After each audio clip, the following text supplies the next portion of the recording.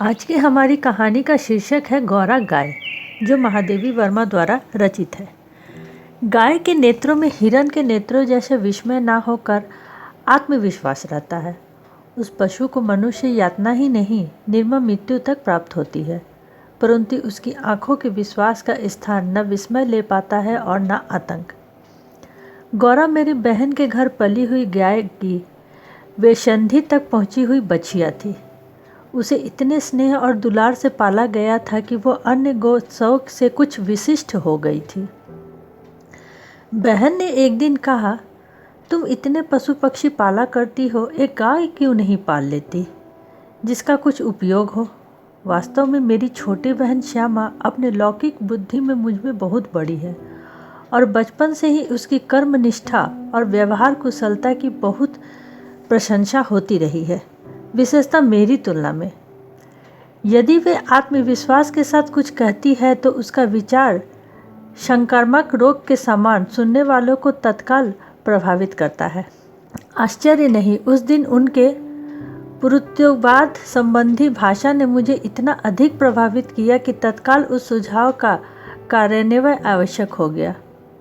वैसे खाद्य की किसी भी समस्या के समाधान के लिए पशु पक्षी पालना मुझे कभी नहीं रुचा, पर उस दिन मैंने ध्यानपूर्वक गौरा को देखा। पुष्ट लचीले पैर, चिकनी भरी पीठ, लंबी सुडौल गर्दन, निकले हुए छोटे छोटे सींग, भीतर की लालिमा की झलक देते हुए कमल की पंखुड़ियों जैसे कान, सब सांचे में ढला हुआ सा था। गौरा को देखते ही मेरी गाय पालने के संबंध में दुविधा निश्चय ही बदल गई। गाय जब मेरे बंगले पर पहुंची तब मेरे परिचित परिचरों में श्रद्धा का ज्वर सा उमड़ आया। उसे गुलाबी की माला पहनाई, केसर रोड़ी का बड़ा सा टीका लगाया गया, घी का दिया जलाकर आरती उतारी गई, उसे दही पेड़ा खिलाया गया। उसका नामकरण हुआ गौरांगिनी या गौरा। गौरा वास्तव में बहुत ही प्रिय दर्शनी थी। विशेषता उसकी काली बिल्लोरी आंखों की तरल सौंदर्य तो दृष्टि को बांधकर स्थिर कर देता था। गाय के नेत्रों में हिरण के नेत्रों जैसे चकित विस्मय ना होकर एक आत्मविश्वास ही रहता था। उस पशु को मनुष्य से यातना ही नहीं, निर्मम मृत्यु तक प्राप्त होती है, परंतु उसकी आंखों के विश्वास का स्थान न विस्मय ले पाता न आतंक। महात्मा गांधी ने गाय करुणा की कविता है क्यों कहा, ये उनकी आंखें देखकर ही समझ सकता था। कुछ ही दिन में वो सबसे इतनी हिल मिल गई कि अन्य पशु पक्षियों अपनी लघुता और अपनी विशालता का अंतर भूल गए। पक्षी उसकी पीठ और माथे पर बैठकर उसके कान और आंखें खुजलाने लगे। वो भी स्थिर खड़ी रहकर और आंखें मूंद कर मानो उनके संपर्क सुख की अनुभूति में खो जाती थी। हम सबको वो आवाज़ से नहीं, पैर की आहट से भी पहचानने लगी। समय का इतना अधिक बोध उसे हो गया था कि मोटर के फाटक में प्रवेश करते ही वो बाँ बाँ की ध्वनि से हमें पुकारने लगती। चाय, नाश्ता तथा भोजन के समय भी वो परीक्षा करने के उपरांत रंभा रंभा करके सर हिलाकर उठा लेती थी। उसे हमारे साहचर्य जनित लगाव मानवीय स्नेह के समान ही निकटता चाहता था।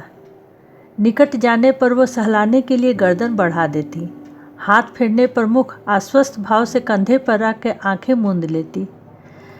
जब उससे आवश्यकता के लिए उसके पास एक ही ध्वनि थी, परंतु उल्लास, दुख, उदासीनता आदि की अनेक छाया उसकी बड़ी और काली आंखों में तैरा करती थी। 1 वर्ष के उपरांत गौरा एक पुष्ट सुंदर वत्स की माता बनी। वत्स अपने लाल रंग के कारण गिरु का पुतला जान पड़ता था। माथे पर पान के आकार का श्वेत तिलक और चारों पैर में खरों के ऊपर सफ़ेद वल्य ऐसे लगते थे मानो गेरू की बनी वत्स मूर्ति को चांदी के आभूषणों से अलंकृत किया हो। बछड़े का नाम रखा गया लाल मणि, परंतु उसे सब लालू के संबोधन से पुकारने लगे। माता पुत्र दोनों निकट रहने पर हिमरशी और जलते अंगारे का स्मरण कराते थे। अब हमारे घर में मानो दुग्ध महोत्सव आरंभ हुआ। गौरा प्राय बाहर सेर के लगभग दूध देती थी, अतः लाल मणि के लिए कई सेर छोड़ देने पर भी इतना अधिक शेष रहता था कि आसपास के बाल गोपाल से लेकर कुत्ते बिल्ली तक सब मानो दूध नहाओ का आशीर्वाद फलित होने लगे। कुत्ते बिल्लियों ने तो एक अद्भुत दृश्य उपस्थित कर दिया था। दुग्ध दोहन के समय वे सब गौरा के सामने एक पंक्ति में बैठ जाते और महादेव उनके खाने के लिए निश्चित बर्तन रख देते। किसी विशेष आयोजन पर आत्मतरित अतिथियों के सामान वे परम शिष्टता का परिचय देते हुए परीक्षा करते रहते। फिर नाप नाप कर सबके पत्तलों में दूध डाल दिया जाता, जिसे पीने के उपरांत वे एक बार फिर अपने अपने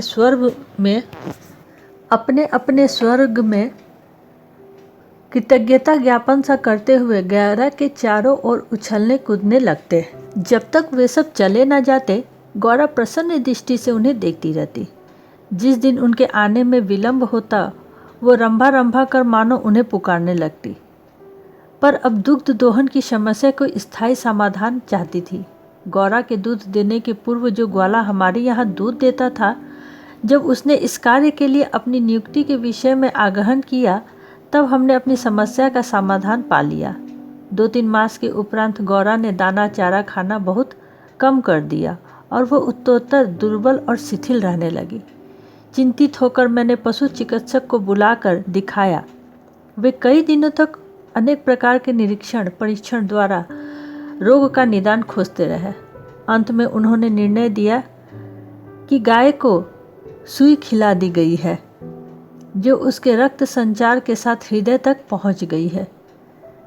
जब सुई गाय के हृदय को पार हो जाएगी, तब रक्त संचार रुकने से उसकी मृत्यु निश्चित है। मुझे कष्ट और आश्चर्य दोनों की ही अनुभूति हुई। सुई खिलाने का क्या तात्पर्य हो सकता है? चारा तो हम स्वयं देखभाल करके देते हैं, परंतु संभव है उसी में सुई चली गई हो। पर डॉक्टर के उत्तर से ज्ञात हुआ कि चारे के साथ सुई गाय के मुख में ही छिदकर रह जाती। गुड़ की डली के भीतर रखी गई सुई ही गले के नीचे उतर जाती है और अंततः रक्त के संचार में मिलकर हृदय तक पहुंच सकती है। अंत में ऐसा निर्मम सत्य उद्घाटित हुआ जिसकी कल्पना भी मेरे लिए संभव नहीं थी। प्रायः कुछ ग्वाले ऐसे घरों में जहां उनके अधिक दूध लेते हैं, गाय का आना सह नहीं पाते। अवसर मिलते ही वे गुड़ में लपेटकर सुई उन्हें खिलाकर उनकी असमय मृत्यु निश्चित कर देते हैं। गाय के मर जाने पर उन घरों में पुनः दूध देने लगते हैं। सुई की बात ज्ञात होते ही ग्वाला एक प्रकार से अंतर्ध्यान हो गया, अतः संदेह का विश्वास में बदल जाना स्वाभाविक था। वैसे उसकी उपस्थिति में भी किसी कानूनी कार्रवाई के लिए आवश्यक प्रमाण जुटाना असंभव था। तब गौरा का मृत्यु से संघर्ष प्रारंभ हुआ, जिसकी स्मृति मात्र से आज भी मन सिहर उठता है। डॉक्टरों ने कहा, गाय को सेव का रस पिलाया जाए तो सुई पर कैल्शियम जम जाने पर उससे न चुभने की संभावना है।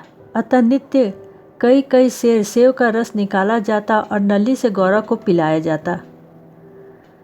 शक्ति के लिए इंजेक्शन दिए जाते। पशुओं के इंजेक्शन के लिए सूजे के समान बहुत लंबी मोटी सिरिंज तथा बड़ी बोतल भर दवा की आवश्यकता होती है।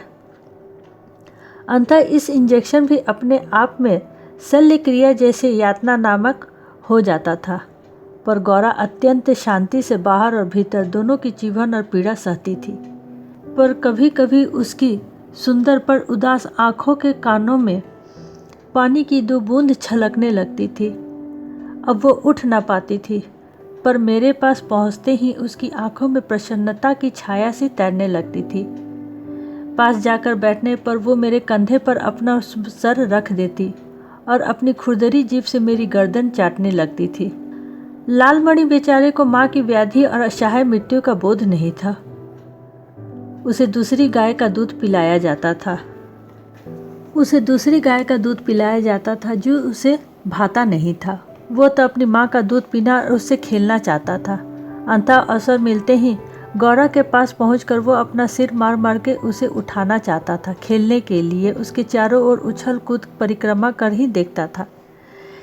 इतनी हष्ट-पुष्ट सुंदर दूध सी उज्ज्वल पैश्विनी गाय अपने इतने सुंदर चंचल वत्स को छोड़कर किसी दिन निर्जीव निश्चेष्ट हो जाएगी, ये सोचकर ही आंसू आ जाते थे। लखनऊ, कानपुर आदि नगरों से भी पशु विशेषज्ञों को बुलाया गया। स्थानीय पशु चिकित्सक को दिन में 2-3 बार आते रहे, परंतु किसी ने ऐसा उपचार नहीं बताया जिससे आशा की कोई किरण मिलती। निरुपाय मृत्यु की प्रतीक्षा का मर्म वही जानता है जिसे किसी असाध्य और मरणासन रोगी के पास बैठना पड़ता हो। जब गौरा की सुंदर चमकीली आंखें निष्फल हो चली और सेब का रस भी कंठ में रुकने लगा, तब मैंने अंत का अनुमान लगा लिया। अब मेरी एक ही इच्छा थी कि मैंने उसके अंत समय तक उपस्थित रहूं। दिन में ही नहीं, रात में भी कई बार उठकर उसे देखने जाती थी। अंत में एक दिन 12 मुहूर्त में 4 बजे जब गौरा को देखने गई, तब जैसे ही वो अपना मुख सदा के लिए सामान मेरे कंधे पर रखा, वैसे ही एकदम पत्थर जैसा भारी हो गया और मेरी बाह पर से सरक कर धरती पर आ रहा। कदाचित सुई ने हृदय को छेद कर बंद कर दिया। अपने पालित जीव जंतुओं के पार्थिव अवशेष को गंगा में समर्पित करती रही हूँ। गौरांगिनी को ले जाते समय मानो करुणा का समंदर उमड़ आया, परंतु लाल मणि इसे भी खेल समझ उछलता कूदता रहा। ये दीर्घ निश्वास का शब्द भी अनुवाद हो सकता तो उसकी प्रतिध्वनि कहेगी, आह मेरा गोपालक देश।